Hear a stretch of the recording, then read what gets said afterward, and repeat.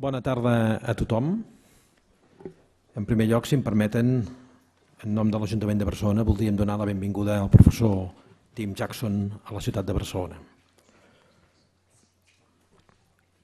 Quan pensem en la Barcelona que volem i planegem actuacions per convertir en realitat la nostra visió, no hem de fer consideracions, hem de veure dues perspectives. Hem de veure la nostra realitat local, que és única, però també hem de veure les nostres relacions amb el territori més proper, en Catalunya, amb Europa i amb el món. Tan erroni seria no obrir les orelles al que passa al món com imitar tot el que passa al món sense tenir en compte la realitat pròpia de la ciutat de Barcelona.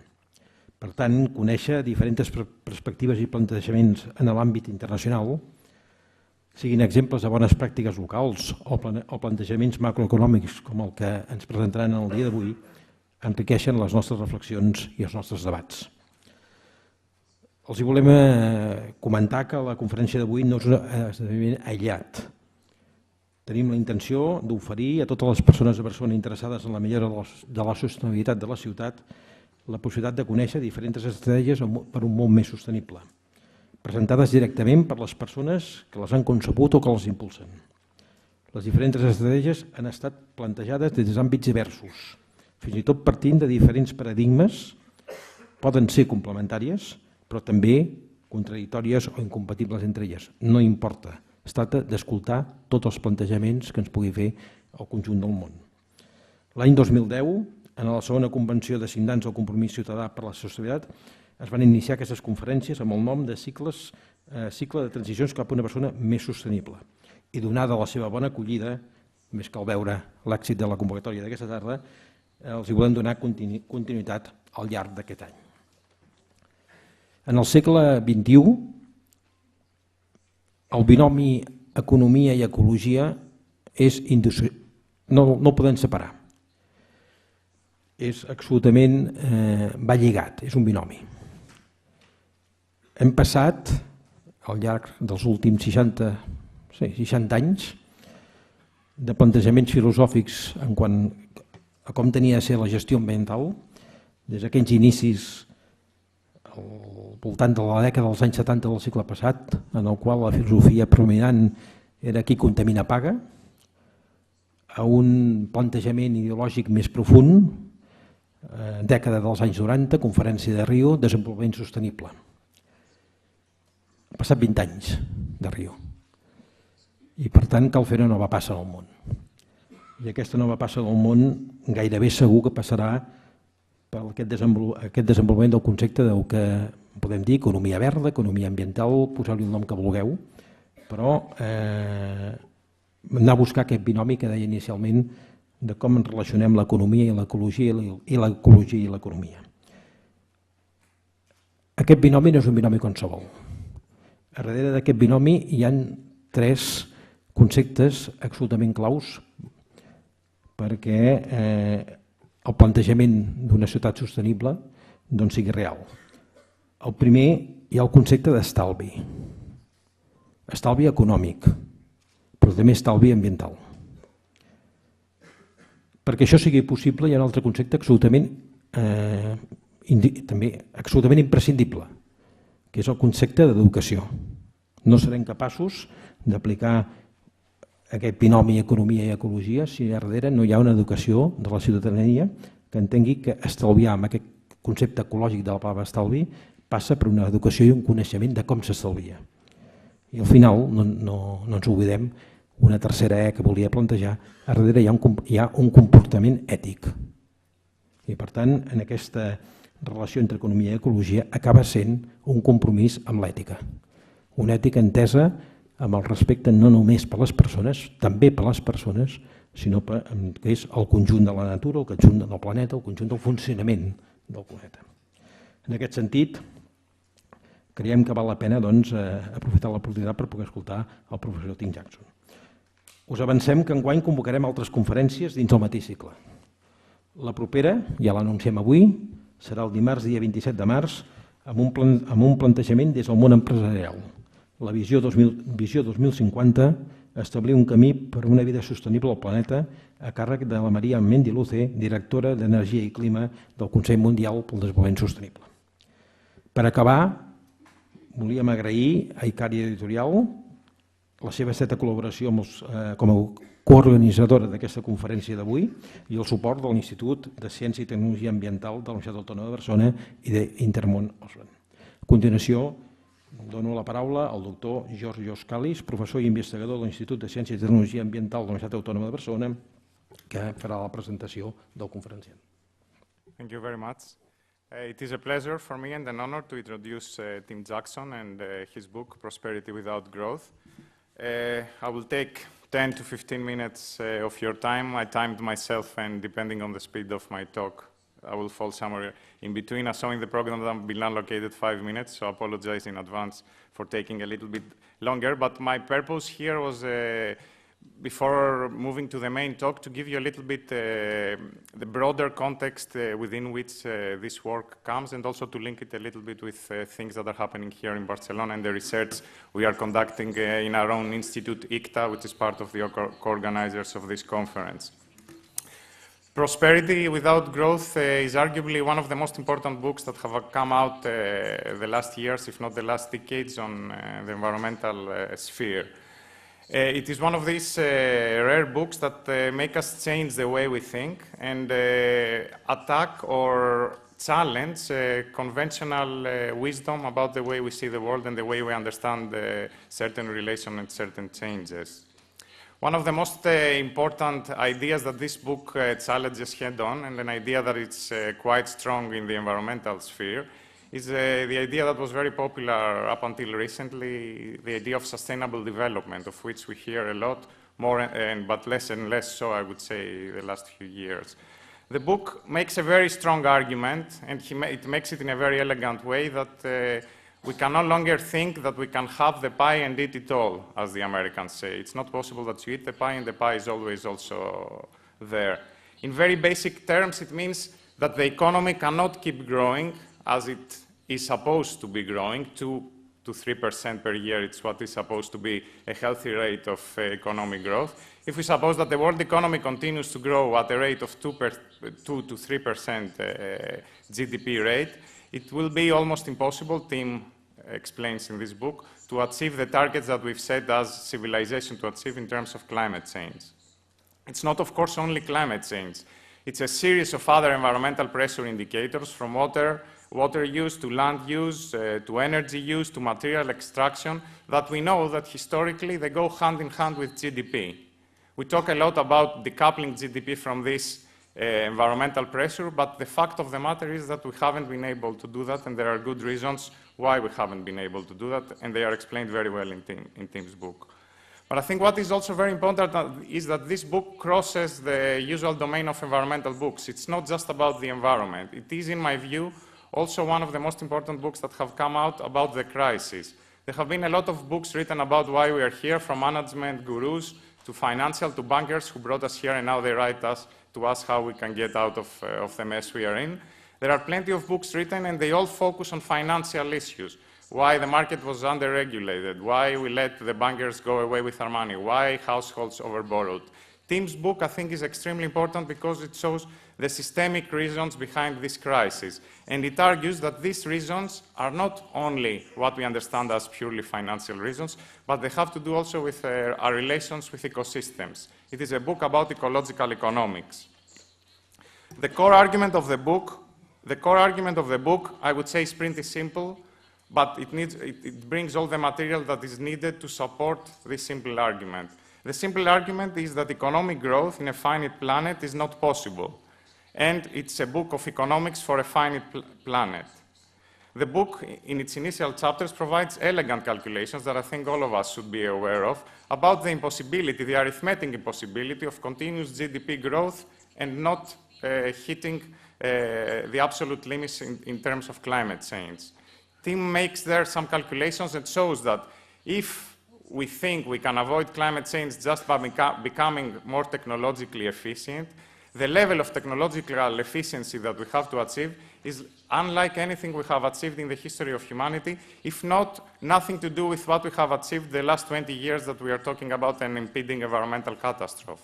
So if we are serious about avoiding big environmental limits and causing big changes such as climate change, we have to look at the core of the issue, which is economic growth. We cannot continuously grow, but this doesn't mean that it's a catastrophe coming. Tim shows that economic growth is not necessarily always improving our welfare, our well-being. Of course, growing was important the first years of industrialization, and it's important to bring people out of poverty.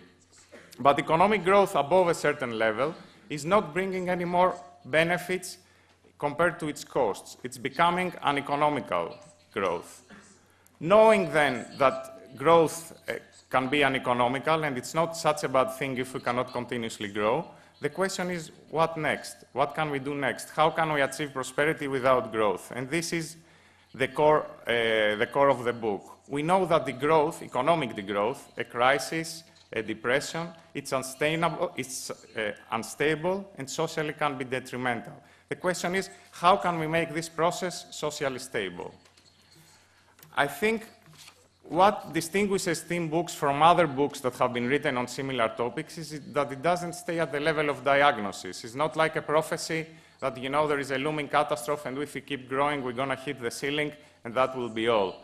It makes a serious engagement to come up with new ideas on how we can make this process of degrowth or this process of doing without growth socially stable. There is a wealth of new ideas coming in this book that I encourage all of you to look at, from sharing work and reducing working hours to promoting labor-intensive but welfare-enhancing personal and social services, what Tim, in a metaphorical, nice way that we were discussing before, calls the Cinderella economy, investing on renewable and other renewable energies and ecosystem services, the so-called Green New Deal, and many other political ideas that I would say are not heard in the current debate, and they are ideas outside of the box, ideas that make us think in a different, more creative way about how we can both address the crisis and avoid the ecological problems and ecological unsustainability. I don't want to talk more about the content of the book and spoil you both the pleasure of reading it, for those of you who haven't read it yet, or also the pleasure of hearing Tim, who presents these issues much better than me and will give you, I think, a short overview of his work. Just to deposit some thoughts of mine about the content of the book. Reading it in Spanish now, 2 years after I read it in English, I was shocked by how much has changed even in this short period of 2 years. And I'm not saying this only because I'm Greek, and in our country, in Greece, the world has turned upside down, and we live in a world that we never believed that we would be living in. But I'm saying this also as living in Barcelona and in Spain, and seeing how things also change for the worst also here. Compared to when Tim wrote it, which was the beginning of the crisis, and things looked, we could be more optimistic, we have much more reasons to be pessimistic now, but also many more reasons to be more aware and ready to act. But I think 3 things struck me as particularly different from the time the book was written. First of all, the main issue in the book is how can we have a society that doesn't grow and doesn't create unemployment? How can we keep jobs in a society that doesn't grow? Apparently, this doesn't seem the main preoccupation of policymakers nowadays. Nowadays, we see more and more policies of austerity that they are obviously creating unemployment. The main driver right now at the European level, let's say at the Western level, is on the one hand debt, and on the other hand inflation, keeping inflation down and paying off the debts. So one of my thoughts was, what would a world without growth look, and how would it deal with debts? I think this is an important question for those of us who want to think and reach the thinking that already Tim has started in this book. My second concern and question is, which are the social actors and the political process through which this vision that Tim presents in his book, this society that will be without growth, which are the social actors that will bring it about? When Tim was writing in the US, there was a new president, President Obama, at least with some source of hope that he can change things. There were talks about a new deal putting money back in the economy, about a new Green Deal, putting money in the economy in environmental investments, that they were exciting many of us, not to talk about his social programs, etc., etc.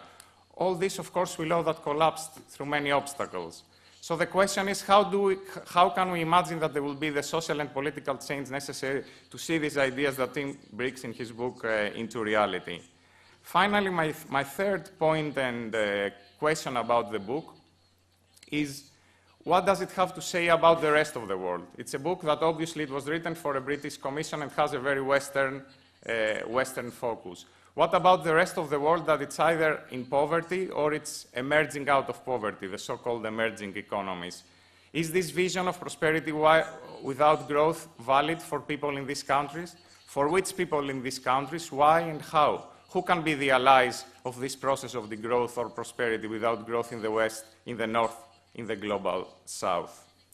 I don't mean to set these questions as gaps to the book. I think a good research book and a good academic book, as is Prosperity Without Growth, is not only good because of the answers and prescriptions it gives, but because of the questions and the debates that it generates. And I think it's a book that generates many debates. Just in closing, before closing, I want to contextualize a little bit this book within a broader literature and discussions that are taking place this time. And I think some of you are aware, but not necessarily all of you. Prosperity Without Growth, Tim Jackson's book, marks the high crest of a wave of what has been called the new economics, thinking about what new economies coming out of this crisis, ecological and economic crisis, might look like. There are many other major contributions coming out of in these last few years, out of this new economic thinking. To name just a few, there is Managing Without Growth by Peter Victor, which uses economic modeling to think about what a world without growth could look like and what are the implications of resource constraints on the economy. There are books by sociologists like Juliette Shore, the book on Plentitude, on work time reduction and well-being. There is a book by Gustav Speth, the Dean of the School of Environment in Yale, who wrote about Bridge at the End of the World, with similar ideas to Tim applied to the US context. There is a book that I recently came across by Lord Robert Skidelsky, a British acclaimed Keynesian economist, who is asking how much is enough, and he's writing also about an economy that is doing with less. And there is the New Economics Foundation in London, a think tank that produces very interesting ideas and policies about how this new economy can work, from ideas about a 20-hour working week to different pension schemes, to different financing schemes, etc. There is also a massive literature, mostly coming from France, on the concept of decroissance, degrowth. And this is something that we here in Barcelona are very active in. We write in English on socially sustainable economic degrowth. And we are publishing several scientific contributions in this work, published in scientific journals like Ecological Economics, Futures, Journal of Cleaner Production, that they are dealing with this question of socially sustainable economic degrowth. What I want to make, the point I'm making here is that there is a lot of activity, intellectual activity, but also people activity working around these ideas of degrowth, simplicity, changing things, people involved politically in all these ideas, that it's a fertile time for these ideas to come across. Finally, I have to say that all this thinking is not new. This new economics is not necessarily new. Similar ideas have been discussed for a long time as part of the field of ecological economics, and Tim Jackson has been an important actor in these discussions and has participated in these discussions for years. The International Society for Ecological Economics was founded here in Barcelona. I don't think it's an accident that so many people are here today, not that you know about the International Society for Ecological Economics, but because there is the intellectual environment around these ideas to be fertile here. The International Society for Ecological Economics was founded here in 1987 and has grown to be one of the most important academic interdisciplinary societies with a high-impact journal in economics and in environmental sciences called Ecological Economics. Here at ICTA in Barcelona, we have arguably one of the most important clusters, and it's not bragging about ourselves. I think it's it's well accepted that we have one of the most important clusters of ecological economics in the world. We have Joan Martinez-Arlier, who was one of the founders of the International Society of Ecological Economics and past president, who has written on the history of ecological economics. We have Jeroen van der Berg, writing on a criticism of GDP and writing also on models for transitions to a different economy. We have Mario Giampetro, writing on the metabolism of societies and on Jevons paradox, ideas which are also figuring in Tim Jackson's book. So, ecological economics is an interdisciplinary society, and I think this book, which is, I think, an exemplar of ecological economics, is interdisciplinary work at its best. It mixes economics, it mixes political science, sociology, even evolutionary psychology, to argue that there is not something in our nature that makes us want to consume and accumulate much. There is plenty of arguments that they are bringing different sciences together to make a very forceful argument. I will leave it here just to congratulate Icaria and Intermón Oxfam and Ana Monjo for translating this book in Spanish. And I think if you haven't read it, please go ahead and read it. If you have read it also in English, read it again in Spanish. I think like a good movie, it's even better the second time you read it with subtitles in your own language. Thank you.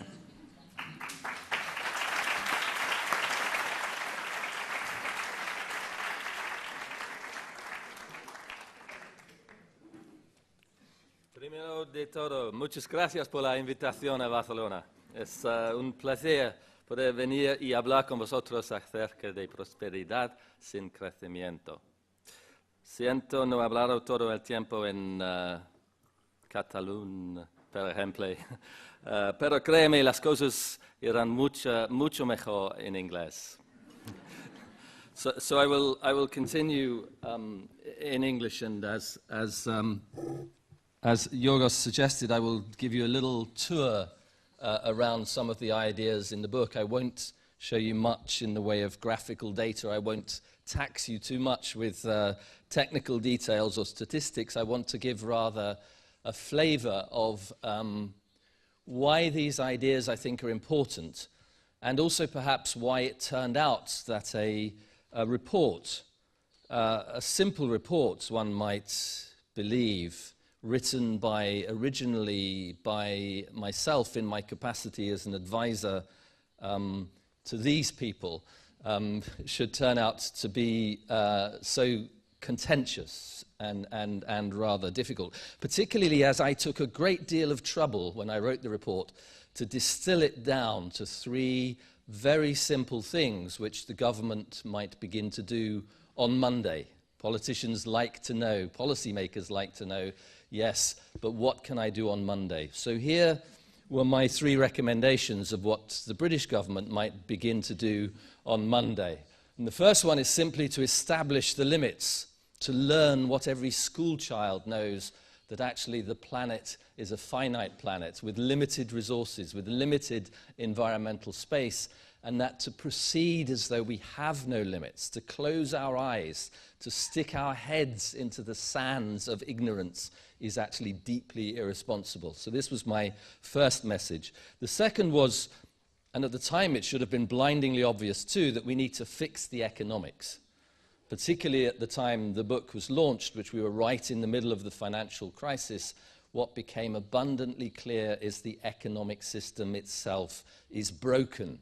And many of the things that we need to do to re-establish an economic system that makes sense are also the things that we need to do to create a sustainable economy that doesn't degrade its resources, an economy that looks after the poorest in society, an economy that can see a future for our children. Prosperity is itself an interesting word. The core of the word prosperity comes from the Latin word for hope.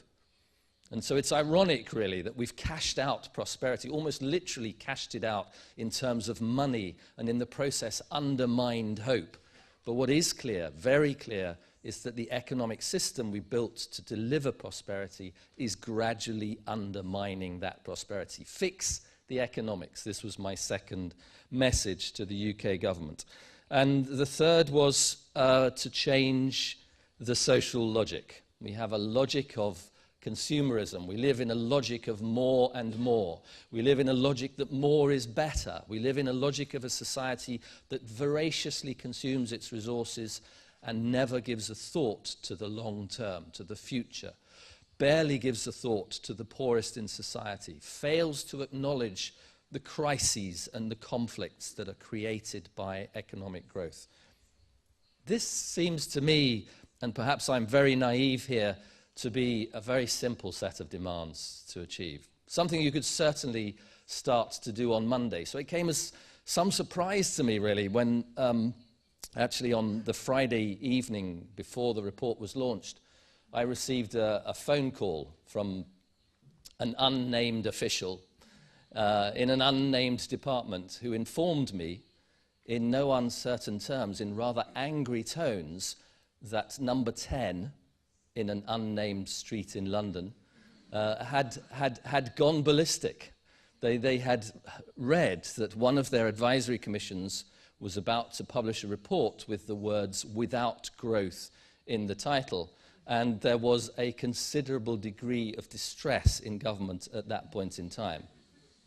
In fact, of course, I can understand some of this because it turns out that this advisory commission and this thoughtless author had decided to publish the report Prosperity Without Growth in the week in April 2009 when Gordon Brown, who was then Prime Minister, I've forgotten his name already.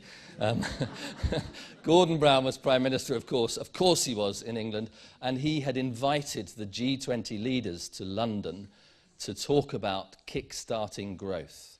So you can see that it wasn't the most popular report. And in fact, it's rather odd, therefore, that when I went into Treasury for the first time to talk about the report to the UK Treasury, it was a little as it is here today. There was standing room only. Before you get too excited about that, I should point out that there were, on this occasion, only 8 chairs in the room. So it wasn't a great indicator of success. And in fact, these people, our primary audience, the people we were talking to, the audience, the policy audience for Prosperity Without Growth, turned out really not to want to listen to it at all. And in the first few weeks after the launch of that report, it was the strangest sensation. This was the most odd work that I had ever published. There was no newspaper coverage whatsoever. The people we'd written it for were cross. They were actually angry that this stuff was out there. And it looked as though the report would simply die a death. And then very slowly, the strange phenomenon of a wider interest in this emerged, an interest from ordinary people who understood, actually, the basic dilemma that you can't just go on growing an economy forever on a finite planet. People who wanted answers about the financial crisis. The financial institutions themselves were interested in the message of the book. Business leaders who could see how fragile their material supply chains were in a world in which economies were growing out of control. Poverty action groups who saw how a growth-based society was not defending the interests of the poorest. Religious groups who saw the alienation of society, the alienation of spiritual values in an economy dominated by a consumer logic. A lot of people, a huge audience that we had when we wrote the report, completely missed the possibility that there would be ordinary people everywhere interested, more interested than the politicians are, in these core issues. So this, to me, has been a very gratifying process. It's been a process where, as Yorgos has pointed out, I have drawn on a long pedigree. I've drawn on the wisdom of those who've worked in this tradition for many decades and in some cases for a couple of centuries.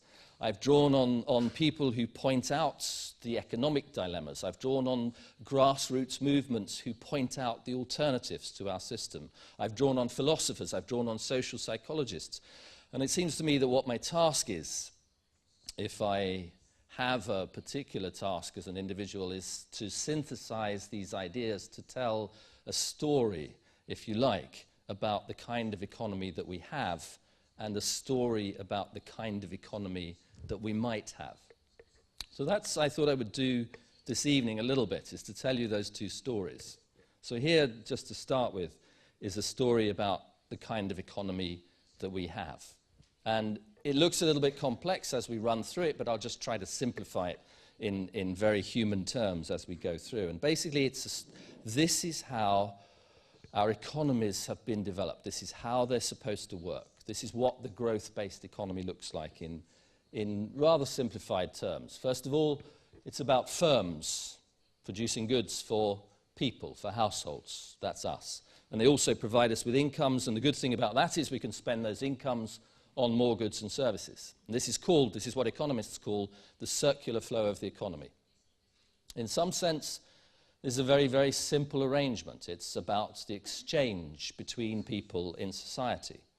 And since, as it turns out, that most of us who consume things are also, in some sense, in some broad sense, producers of those things, this is an exchange amongst people. It's a set of social relationships. And as a set of social relationships, it offers very little in its simplified form that should worry us too much. What could be wrong with firms, people as workers producing things or services that people, we, households, want, and providing us with remuneration for that task? It looks pretty simple. And then it turns out that there is one key feature of this system which is rather disruptive, which creates a system with a dynamic that runs out of control. And that element of the system, again, at first sight, looks quite good. It's the element that comes from our desire not to spend all our income, but to save some of it. When we save some of that income, it goes into investment, and investment is the key part of the dynamic. So a lot of what we do with investment is in fact in pursuit of increasing productivity. We put monies into banks so that banks can get return on investments that create new productive industries, that look for markets for new consumer products, that make things that we make more efficiently, and in particular that chase labor productivity, chase more and more efficiency, if you like, in terms of the output that each worker can achieve during an hour. And this dynamic is quite critical in itself, as it turns out, because if we pursue labor productivity, if we move to produce more and more things with each worker, then we are left with two choices. Either we have to expand our economy, or we have to lay off people. We have to make people unemployed. If I can do more next year with the same number of workers that I employed this year, then either I have to produce more stuff, or I need fewer workers. And if I need fewer workers, they become unemployed. If they become unemployed, they don't have an income. If they don't have an income, they can't spend it. If they don't spend it, there's not enough to buy in the economy. There's not enough to employ people to make those goods. And instead of a positive, virtual circle of growth, if people stop spending the money when you're chasing labor productivity, then you simply go into a situation of potential collapse. And here is where you can see, where you can feel, where you can smell the visceral fear of the politician when it comes to asking questions about growth. Because when economies stop growing, when they collapse, bad things happen. You could even argue, I've argued it myself, in defense of politicians, that one of the primary goals of government is to maintain social stability, is to keep things from falling apart. And if social stability depends on economic stability, and economic stability depends on economic growth, then you can understand suddenly why politicians are so attached, so addicted to the idea of growth. But it doesn't solve the problem for us. It doesn't get us out of the dilemma. It does do certain good things. If you increase your labor productivity, it reduces the price of goods, the cost of goods. And that means that more people can afford them and we can afford more of them. It produces actually the beginnings of a driving cycle here to expand economic activity. And that drive is even further expanded by another function of investment, a very particular function of the way that investment works in the existing system, which is to seek out new production processes, new consumer products, new consumer markets, the pursuit of consumer novelty, and this continual throwing over of the old in favor of the new is what the economist Joseph Schumpeter in the middle of last century called creative destruction. He saw it as a powerful dynamic at the heart of capitalist economies. He saw it as the basis of the way that capitalism proceeds, continually throwing over the old in favor of the new. And this is a very interesting point of reflection, because what's at stake here is novelty, the pursuit of novelty. And it turns out, this is where the story about our economy becomes more complex, more personal, more human, if you like. It turns out that we, as human beings, have something of an appetite for novelty. We love new stuff. And actually, it's not just new stuff, new physical stuff. It's new experiences. It's new ideas. It's the idea of novelty itself almost actually is one of the psychological conditions for hope, because it tells us that things are brighter and shinier than they were in our grandparents' day, and that for our children there will be brighter and shinier again. Novelty actually is one of the foundations for an idea of prosperity built on hope. Novelty also plays, for example, into less socially desirable outcomes like status competition. The newest goods, the latest gadgets, the fastest cars, the biggest house, the best holiday in the sun. This form of novelty drives status competition. It drives us towards the consumption of more stuff and more things. And in fact, what you see here with these two dynamics, the dynamic of the firm continually chasing novelty and the dynamic of us, of people, continually craving novelty, you see a real engine of growth. This is a system driven towards growth by the appetites, the apparent appetites of us as consumers, and by the institutional structure of the firms who produce our goods and services. It's, in this story, strange for all sorts of reasons. One of the reasons it's strange is that it's a system that's driven by anxiety. The anxiety of the firm is that if you don't engage, if you don't move faster, if you don't innovate, you will lose your competitive edge. Capital will fly to another part of the economy. You'll lose your ability to dominate markets. You'll lose your ability to maintain your balance sheet in a positive form. You will actually die. It's a grow or die dynamic that is created, and the fear that drives enterprises continually towards expansion is a key characteristic of this system. And then where's the equivalent in us, if we're looking for, if you like, a psychological equivalent of this anxiety? For us, it lies in what Adam Smith 200 years ago called a life without shame. Now, here's a very interesting thing. I spent a decade looking at the motivations for consumption, for what is it that drives us towards consumption. Particularly, what is it that drives us towards consumption beyond the point at which our material needs are satisfied. And it turns out that this idea, actually, that we're chasing a life without shame, we're chasing a decent life, we're chasing a life in which we can go out in public without shame and demonstrate to our fellow citizens that we are decent human beings, demonstrate to each other that we are decent human beings, demonstrate to myself that I have a good place in society, and I enroll consumer goods, I enroll material goods to fulfill this task for me. The goal of the consumer, said Mary Douglas in a wonderful essay written 30 years ago, is to help create the social world and to find a credible place in it. A nice humanizing vision of what consumers are doing. And yet underlying that creation of the social world is the anxiety of falling behind, the anxiety of being the poorer cousin, the anxiety of going out in public, in Adam Smith's simple example, without a linen shirt, or in our day, without an iPad, a plasma screen TV, a hybrid car, and so on and so forth. A whole big basket of goods which show that I am a decent person in society. A system driven by anxiety, promoted by the desire for a growth-based society, and also supported, and Yorgos mentioned this point, supported by a series of mechanisms to persuade us, even when we decide that we can do without that big basket of goods, to persuade us to consume. And I'm not just talking about advertising, although that's one obvious example. Systematically, over the last 20 to 30 years, this system has been supported and promoted by the expansion of the monetary system, by a system of increasing credit and debt. And I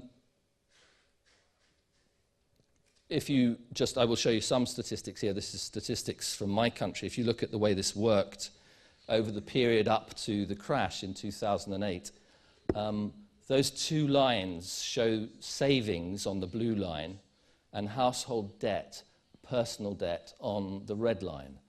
And in the decade and a half before the crisis, personal debt rose and rose and rose until it was above the GDP for 3 years in a row, just before the crisis.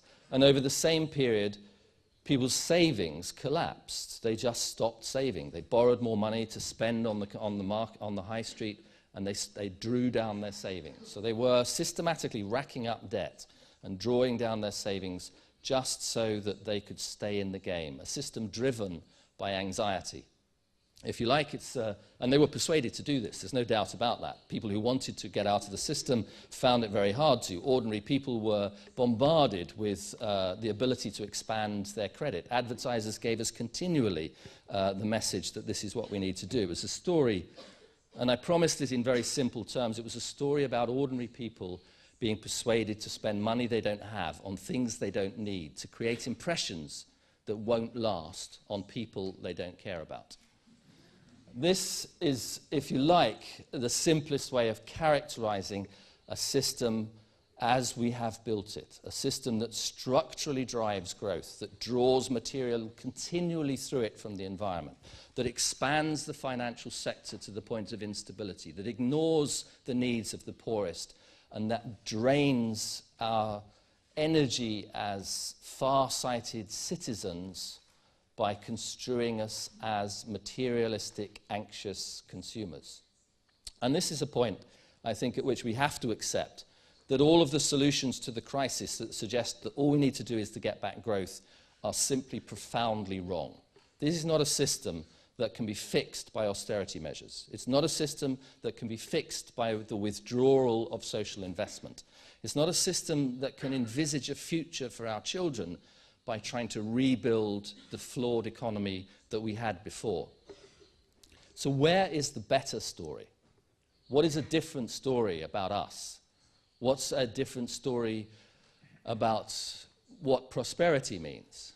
Where is there a different story about the economy? How does the economy work if we were to build a different form of prosperity? So this, and I will do it in quite light, hopefully light terms, that tease out the human element of the narrative rather than concentrating too much on the economics. This is how I want to spend the last little bit of this talk, is just by asking the question, can we see a different kind of prosperity? What would it mean in terms of economics? What would the institutions of this new economy look like? And what would it mean for the way we organize investment, the way that we organize enterprise, the way that we organize our working lives, the way that we think about ourselves as citizens? And I want to start in a philosophical place, because it seems to me that this picture that we drew of human nature actually leads to a kind of disaster. It leads to this. It leads to a collapsing system in which people are out on the streets actually rioting against the vision of the economy that they've been sold. And we have to begin, I think, to build something more positive. Where does that more positive thing come from? I think it comes from an exploration of human nature. It comes from asking ourselves the question, are we really this kind of human being? Are we driven by a relentless aspiration for more? Are we purely hedonistic, materialistic consumers? I think as soon as you pose the question, it becomes obvious to you that we're not. It becomes obvious to individuals that we don't think of ourselves that way. And these insights have been built for millennia into faith traditions, into philosophy, into social psychology, and into the views of ordinary people on the street. If you ask ordinary people their priority, they don't instantly say it's to have more and more stuff. They don't instantly say it's to have more and more money. They say primarily it's about family, it's about community, it's about friendship, it's about the strength of my relationships, it's about health for sure, it's about the education of my children, it's about a sense of meaning and purpose in life, it's about being able to participate in life. And the interesting thing about those aspirations is that they are a mix of personal and social. They're certainly not just about materialistic individuals.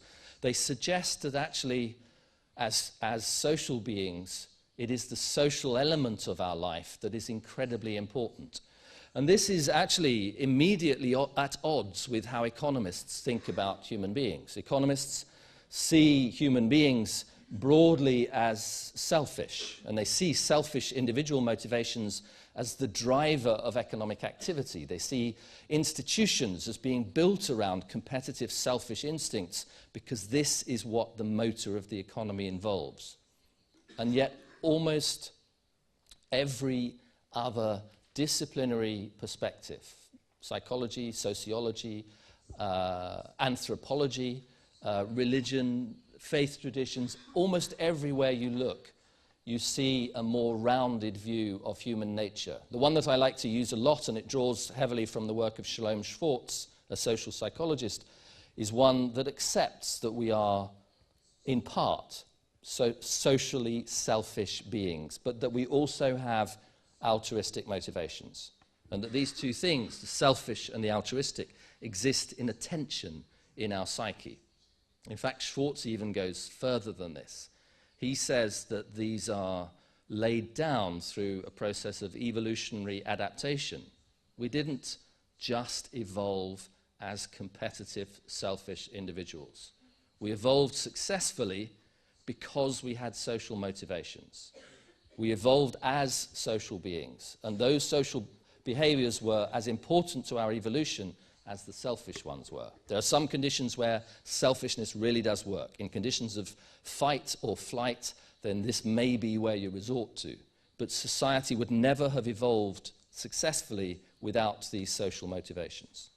In other words, it's an immediate questioning of the view of human nature that underlies conventional economics. Shalom Schwartz went further, and he said that there is also a tension in our psyche between novelty seeking, that I've already highlighted as being instrumental in the dynamics of the economy, and tradition or conservation.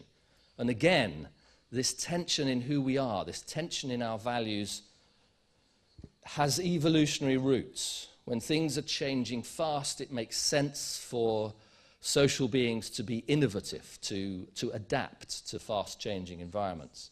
But without the ability to lay down stable tradition, conservative values, and a sense of the long term, society can never provide the conditions for bringing up families, for creating social groups that are stable, and for delivering prosperity.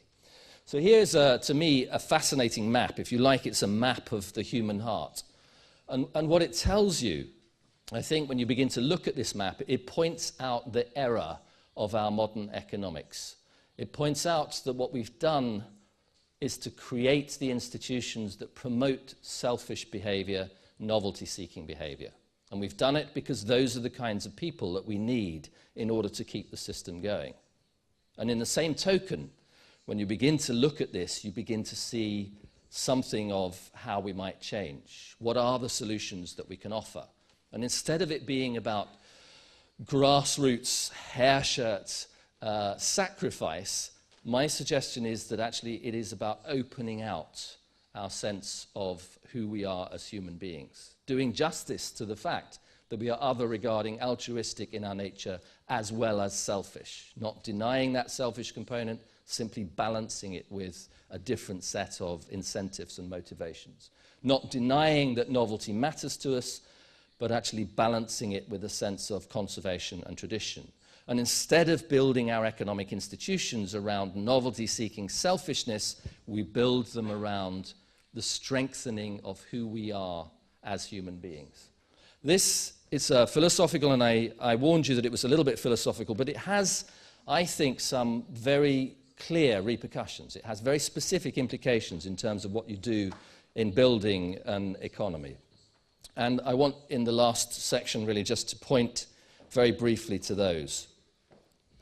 And in all honesty, these are not my ideas. There were, and there have been on the table, two very strong ideas about economic renewal over the last decade or so. One of those was the one that Yorgos referred to as the greening of investment. The idea of the Green New Deal emerged during the crisis as one of the key ideas to renew the economy by investing in it. It was a new idea built on an old idea, the idea of Keynes in the 1930s and Roosevelt's New Deal in the United States was that when the economy falters, governments should spend, and they should spend in a way that invests in the future. They should invest, for example, in the things that we know we want in order to create prosperity in the future. What happened in the crisis was this old idea of the New Deal was married to the idea that we desperately need investment in the technologies of transition towards sustainability. And so the idea of a Green New Deal, a greening of investment, a new form of investment was widely talked about. The head of the United Nations Environment Programme, for example, spoke about the Green New Deal as the way to create a new economy. And many others followed that idea. So this is one idea. It's not mine, but it's there. And what I attempt to do really is to draw it into a picture, into a story, to say how this story might create for us a new economy. And then there's a second idea. And again, it's been around for a long time, particularly in the School of Ecological Economics that Yorgos mentioned at the beginning. And this is the idea that if, as human beings, what prosperity consists in is our ability to live well, to have a decent standard of living, to have good health and education, to have good opportunities for leisure and recreation, to develop our culture, then what are the kinds of enterprises that we want in that society? Are they enterprises that mindlessly produce more and more material stuff which don't improve the quality of our lives? Or are they rather the kinds of enterprises that promote our health, that improve our education, that increase our social care, that give us new opportunities for leisure and recreation, that refurbish our buildings and renovate our historical culture, that create a sense of art and recreation in which we improve not just our education and the enjoyment of our children, but actually our richness as a culture? This is a set of activities, a set of areas of the economy where actually we could consider this would be a good thing to grow. It would be good to have more of this. Having a decent health sector, having an education system that works, having leisure and recreation that is available to people. And these activities have two very, very interesting characteristics. The first of these is that they can be not just materially light, they can be environmentally friendly, because it's not about producing stuff, it's about creating a service. And the second is that they are employment rich. These are sectors which absorb labour, which require labour, where the value proposition is in fact the time given by the doctor or the teacher or the care worker to the people who are benefiting from those services. This is an economy in which there is room to soak up unemployment, to create local resilience, to improve communities. It's resource light, it's environmentally friendly, and it employs people. This, I would argue, is a fundamentally critical part of the building of a new economy. So here we have two ideas. One is about greening investment, the other is a transition to a service-based enterprise. The heart of those ideas makes sense in economic terms because the green investment is about protecting our assets for the future. It's not, though, and this is the difficult bit of the story, it's not an immediate recipe to get back growth. And in fact, in a growth-based, a growth-obsessed economy, we may even miss the benefits of these kinds of investments because we're measuring the wrong thing, we're looking in the wrong direction, we have a misguided belief that only through growth can we create jobs, and we are driven towards a dynamics that is ultimately destructive. Why might it not give back growth? In the first place, because these are a different set of investment targets. They have a different ecology of investment. You have to invest over the longer term. You have to accept lower rates of return. You have to accept returns in social terms as well as financial ones. And yet many of these investment targets are more secure, less risky in terms of where you might want people to put their money than the kinds of funds that went into the financial system just prior to the collapse.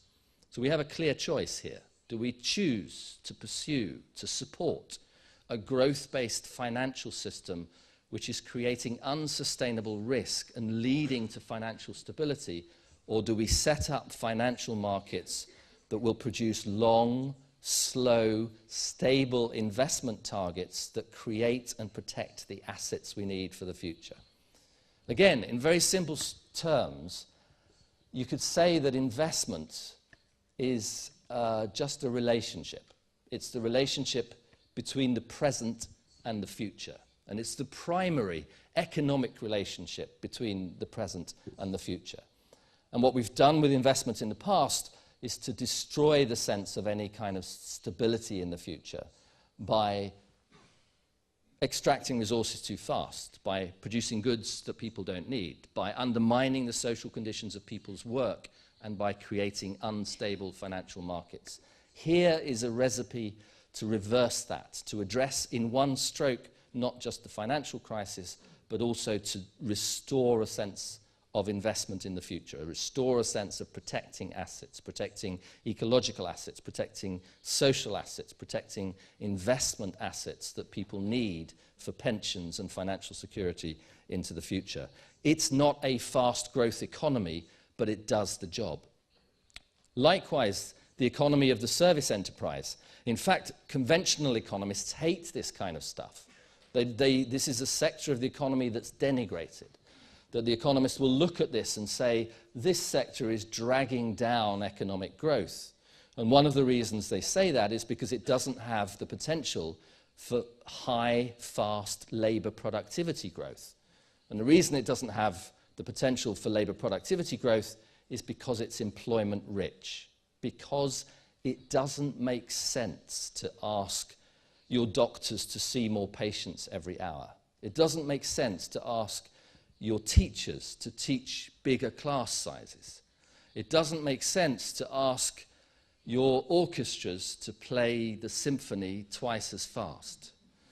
And this may seem like a trivial example, but actually this is the example that the economist William Baumol used to point to the danger of a service-based economy.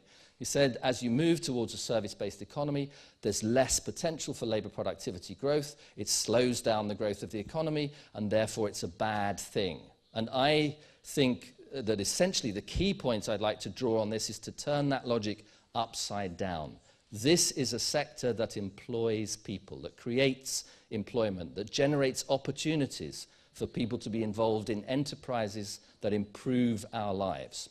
So very, very simply, we have these two ideas. We have an idea of an economy which invests in the future, which recreates a relationship of hope between the present and the future, which supports and protects the assets we need. We have an economy that is built around enterprises delivering the things that improve our lives, and in the process creating work, creating jobs. It's, to my mind, there's lots more work to be done. You have to look at how that generates work and how you share the work available through that. You have to look at how you shift the balance of your economy towards these sectors. There's masses of work to be done in terms of developing a fully fledged macroeconomics of this kind of economy, but this to me is an avenue of hope. This is a way of restoring our ideas and our sense of the future of economy, and it's one that's already there. It's not big, it's not showy, It doesn't show up in the financial statistics, but there is already a set of institutions that has begun to pioneer a different kind of finance, a different kind of enterprise.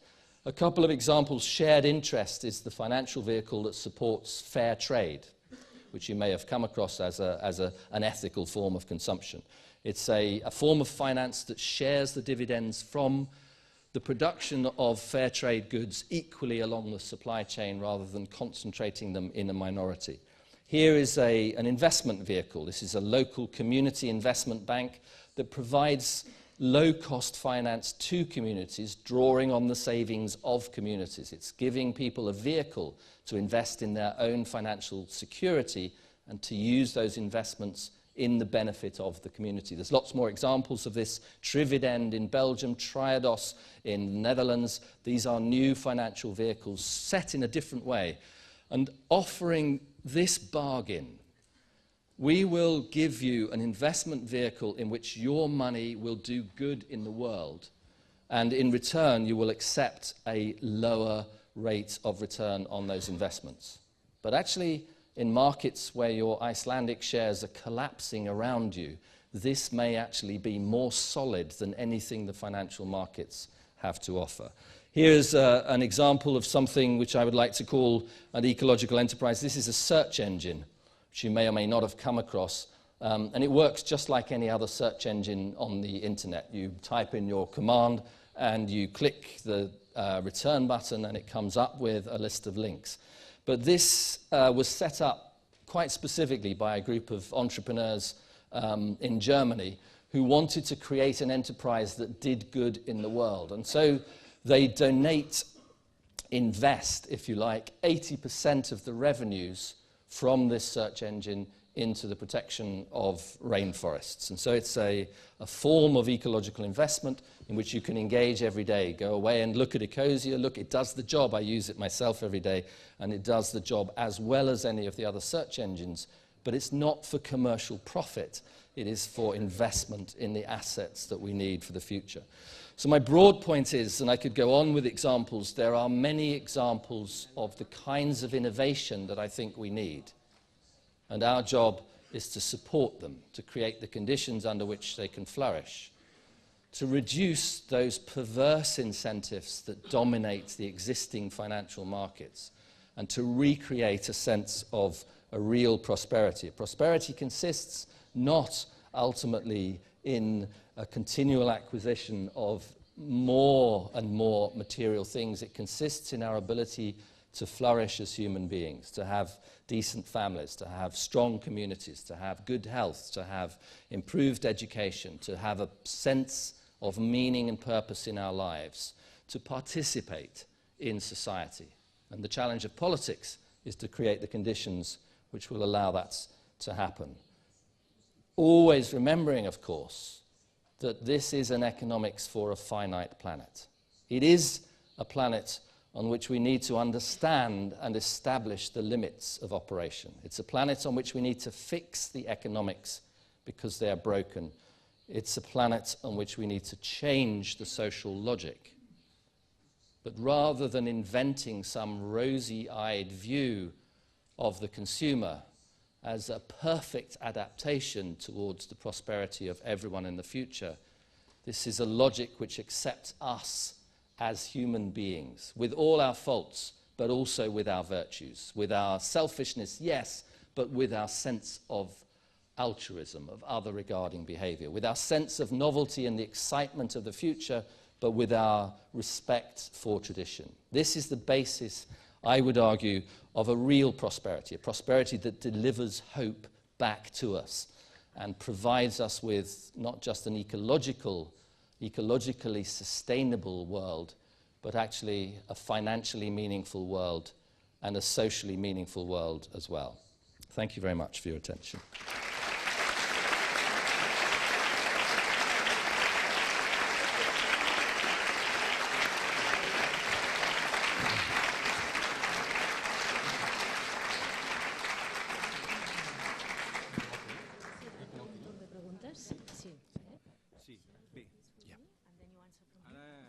Si alguna de les persones que heu assistit en aquesta conferència voleu fer alguna pregunta al ponent, doncs teniu l'ocasió de formular-la. Us pregaríem que utilitzéssiu el micròfon perquè pugui funcionar la traducció simultània. A dalt també diuen que hi ha un altre micròfon inalàmbric. Paraules, sisplau.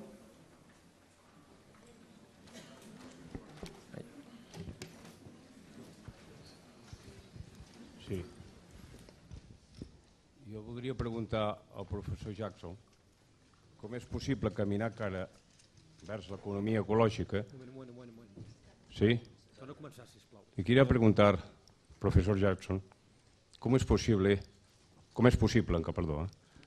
caminar cara a l'economia ecològica mantinguent institucions com el Fons Monetari Internacional, com el Banc Mundial, com el concepte mateix de producte nacional brut? Si no canviem aquests conceptes, tot això ja ens ho explicaven als anys 70 l'Ivan Illich, el Georges Corregen, el Teddy Goldsmith. Aquest discurs ja el portem molts anys escoltant-lo. El problema són les institucions i el problema és democratitzar les energies renovables, perquè si no, el seu discurs em sembla un discurs liberal i perillosíssim, perquè al final, escolti'm, el problema no són les energies renovables, el problema és qui controla les energies renovables. El problema és veure com projectes solars que s'estan rebutjant aquí a Catalunya. Aquí hi ha un projecte de parc eòlic marí en el golf de Sant Jordi i la gent el rebutja. Per què el rebutja? Perquè són les mateixes empreses de l'energia nuclear les que fan i controlen l'energia solar i l'energia eòlica.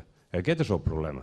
Per tant, el problema és profundament polític i mentre hi hagi les institucions que li estic dient, és impossible que puguem caminar cara a una autèntica economia ecològica. Això és un discurs, és, com deia Georges Corregen, una bonica cançó de bressol.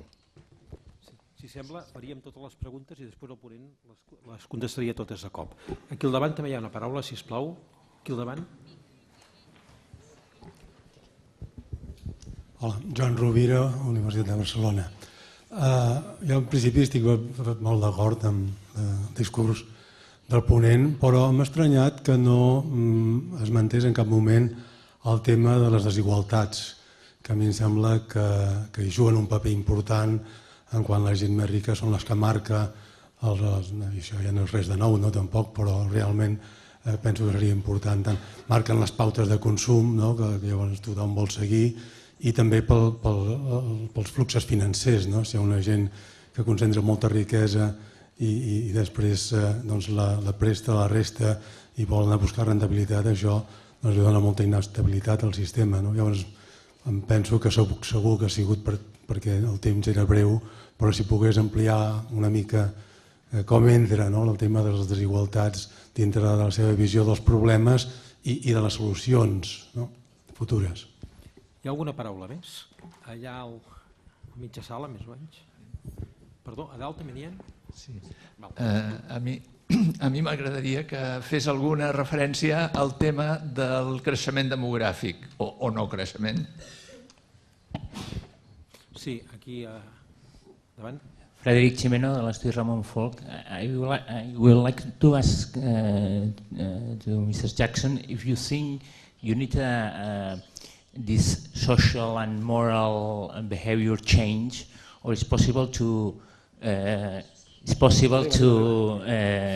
make a transition project from the economic consuming model to this model that you explain. How we can work or is possible to work in a sustainable transition, making tactic alliances if it's necessary with the actual actors of the growth model that are interested on green investments, are interested on social issues. It is possible a transition alliance, or we need a crash to understand your questions. Thanks. Sí, hi ha alguna pregunta més? Sí, a dalt també, o quasi bé darrere.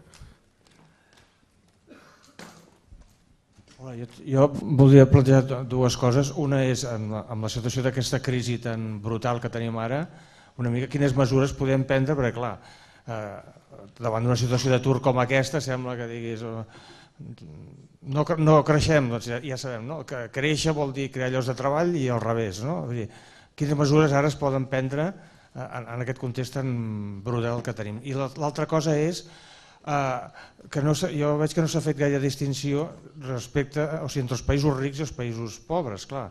No és el mateix el tractament, entenc jo, que s'ha de fer a un país desenvolupat que no pas un país que està a la pobresa, no? O sigui, el plantejament de creixement jo crec que hauria de ser diferent. Gràcies. Sí? Hi ha alguna intervenció? Sí, aquí, endavant, sí? Aquí. I just wanted to ask if you had found any positive answer with non-marginal politics. Vale. Sí. Hi ha dues paraules més i tancaríem amb aquestes dues paraules perquè si no, no complirem l'horari que hi ha previst i el ponent ha de complir l'horari. Aquí el banc i aquí Una mateix. pregunta para el señor for Mr. Puigdoners. Are you in favor of growth? Are you in favor of growth yourself and why?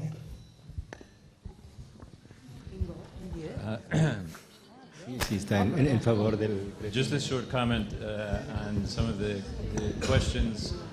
La implicación que hay sisplau, una mica de silenci, que hi ha una persona que està intervenint. Hay soluciones diferentes para el mundo en desarrollo y el mundo ya desarrollado, ¿no? Pero yo creo que tenemos que mirar al mundo emergente para soluciones porque ellos son, en muchos casos, en este sentido, más avanzando y más avanzados que el mundo ya desarrollado. Si miramos a Cuba, si miramos a la India, hay iniciativas donde personas y instituciones, pero personas, están tomando la voluntad de hacer cosas y no esperan siempre para la administración, cambiar las instituciones. Hay mucho más iniciativa para decirlo, el mundo desarrollando muchas veces que el mundo desarrollado donde los hábitos son tan integrados que estamos esperando, no sé, la máquina o la tecnología o la administración para hacer cosas que podemos hacer nosotros.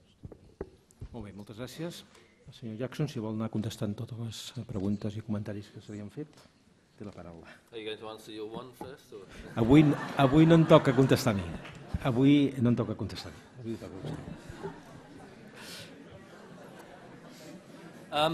Okay, so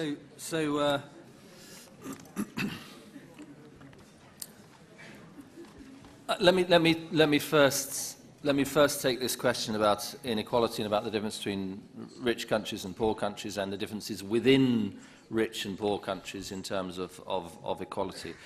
And I think there are two things really to say about that. First, the whole study was motivated by the vast inequalities between the rich countries and the poor countries. And I spent a lot of time in the book actually looking at the evidence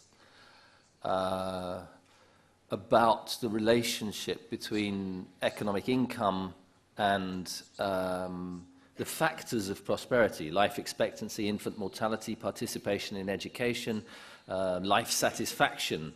And this is fascinating evidence to look at, particularly when you look across countries, because what it tells you very clearly is that growth really does matter in the poorest countries, that actually as you pass a transition from $1,000 per capita national income to average national income to around about $10,000 to $15,000 per capita income, big things happen in the economy. You can improve life expectancy, you can double life expectancy, you can halve infant mortality, you can increase your participation in education by factors of 5, 6, 10.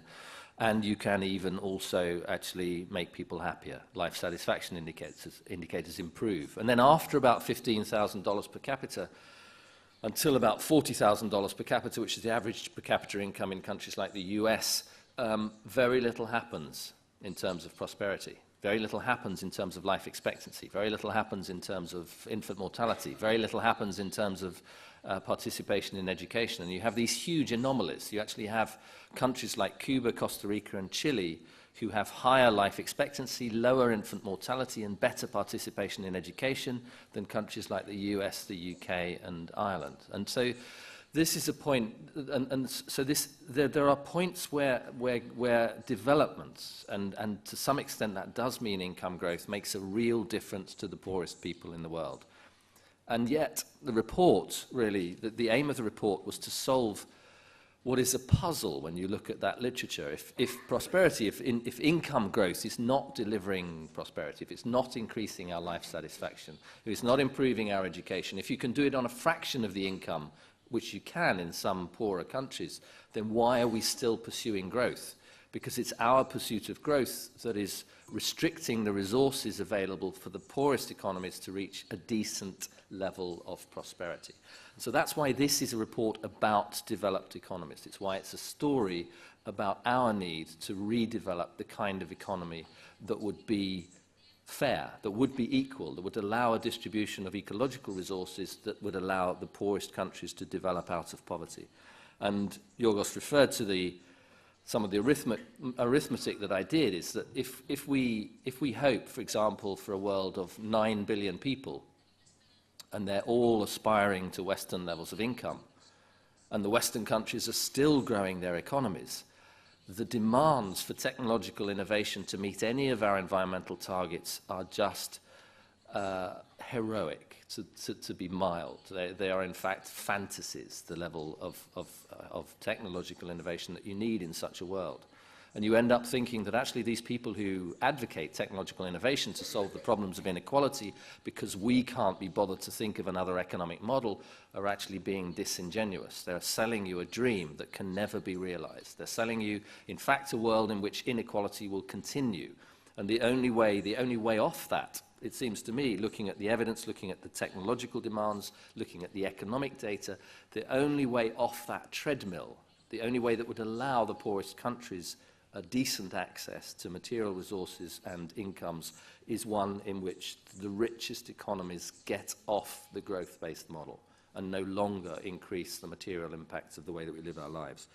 So that's the motivation from inequality. I would also say that many of the solutions are also around reducing inequalities. So there are, for example, the critique of the austerity policies is exactly that they are regressive, that they are supporting existing capital institutions, they're supporting financial markets, they're supporting banks which were the architects of the crisis, they're supporting existing vested interests in industry and simultaneously withdrawing social investment in health, education, social care for the poorest communities. They are deeply regressive solutions. And my entire spectrum of responses really is to say that that is insufficient, immoral and unsuccessful. We cannot get out of this crisis by supporting the institutions that developed the crisis in the first place. We have to think about investing in the infrastructures for the poorest before we think about supporting the financial institutions that wreaked havoc on our financial system in the beginning. So this is my take on inequality. To answer the question about whether this can be achieved without a crash. I can't remember who the gentleman was that asked that question up here. Yeah, can you transition from this place or do you have to go through crisis? I don't think I would like to hazard a guess on that.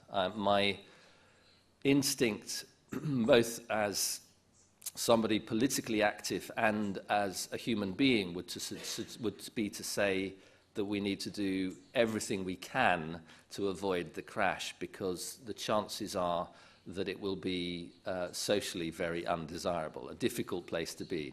The very few places have gone through that kind of crash without severe social disruptions. One of them, interestingly, was Cuba, that survived the collapse of the Soviet Union, improved its health outcomes, increased its nutrition, supported its local communities, and had a sense of social organization that allowed the economy to survive and indeed to flourish after the collapse of the Soviet Union. But it's not an easy political example for the West It's not a society that is admirable in all its terms, in all its forms, and it's not a model that is possible for our economies to immediately follow. And so our task, I think, is to do exactly what you suggested, is to engage at this point with the institutions that need change, to engage, for example, with a now expanding community of ethical investment. And this is part of what I do now with my time, aside from talking about the ideas, is to work actually inside the financial institutions and with those bits of the financial institutions that are attempting to deliver solutions. So ethical investment funds which accept lower rates of return in return for improved community development and an ecological sense of sustainability. And these examples, a few of them that I showed in the last slides, I think, are places where intervention is still potentially useful, where we could actually create change if we put enough intervention into those areas. And even if we fail in that task, it seems to me that everything we do in strengthening those institutions at this point in time will serve us well if actually it does, if the worst comes to the worst and we end up with some kind of crash. The strength of those institutions will make it easier for us after the crash. Can we do this without reforming the big institutions? Why didn't I say that the IMF is to blame, that the World Bank is misguided, that the GDP isn't a measure of economic progress, let alone of well-being? Because many other people have said it, and basically I would agree with it. We can't invoke this kind of transition across the world without reforming those financial institutions, without recreating measures of real economic wealth, without creating indicators of sustainability, without having a national account system that prevents us from being completely blindsided by financial instability, as this system did, and without reforming that to provide us with a better indicator of progress. So I absolutely agree on all those points, that we need the reform of those institutions. The question of population is an interesting one. I've been involved with a new initiative in the United Kingdom which is about to publish a report which is called People and Planet, and the initial impetus of that was to ask the question about demography, whether an expanding population actually is a bigger problem than an expanding economy. And I've done quite a lot of analysis myself on that question. And what it turns out, of course, is that it matters how many people you have. It matters, it scales the economy to have more people in the world. And what matters more than that, though, it turns out statistically, what matters more than that is the level of consumption that this population aspires to.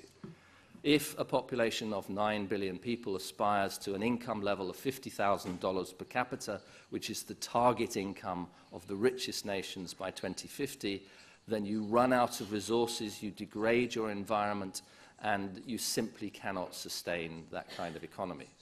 If you aspire to an income level of $20,000 per capita, which interestingly is still a factor of 5 higher than the average per capita of income in China, a factor of 10 higher than average per capita income in countries in Africa and Southeast Asia, but requires contraction, a form of contraction of income or stabilization of income in the richest economies. If you aspire to that level of income, everything gets a lot easier.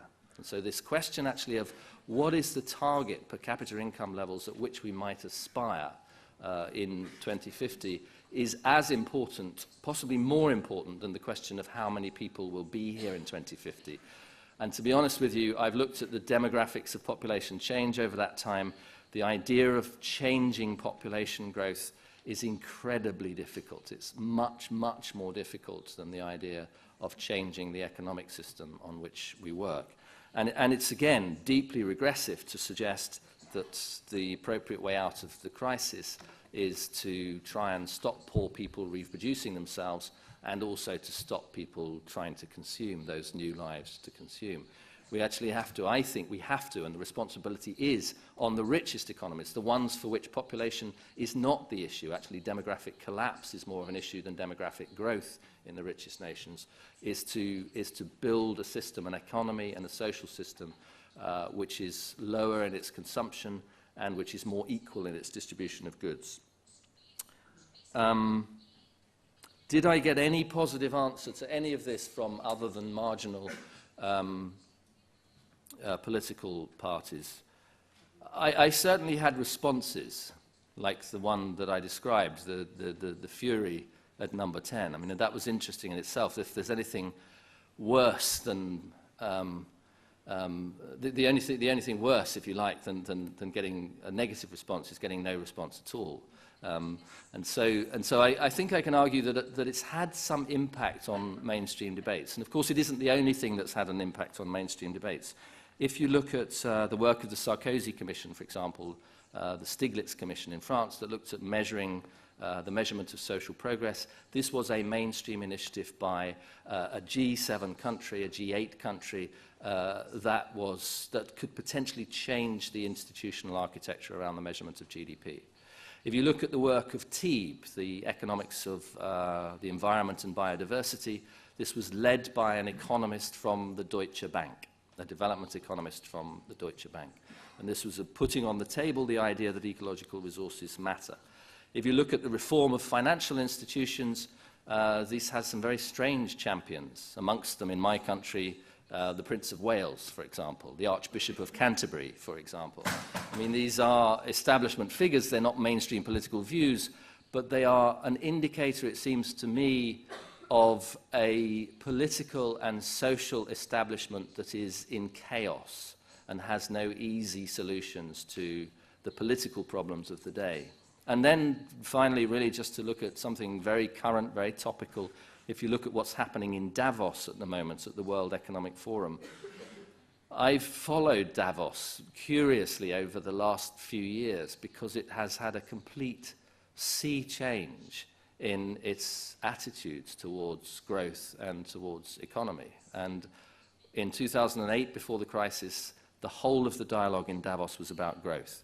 In 2009, the discourse was, where has growth gone and how can we get it back? This was January 2009. In 2010, there were very interesting initiatives. What are, and there was a competition to elicit this, what ideas do we have? What new ideas do we have about the economy? In 2011, there was not a single mention of the word growth on the homepage of the World Economic Forum in Davos. And these are transitions. I think they're transitions that don't have immediate advocates within the mainstream political parties who are prepared to go on the table and say, as you were being asked to, I don't like growth anymore. But they are indicators, I think, of the impact of thinking differently about the economic system, very important indicators of a conversation that won't go away, so it seems, and may well turn out to be the most important conversation that we have.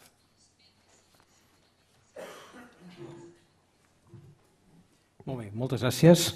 Hem rebassat àmpliament l'hora que havia prevista. Per tant, agraint-los a tots vostès la seva presència aquí, donaríem per acabada aquesta sessió, agraint, evidentment, al conferenciant i al senyor Carles la seva presència.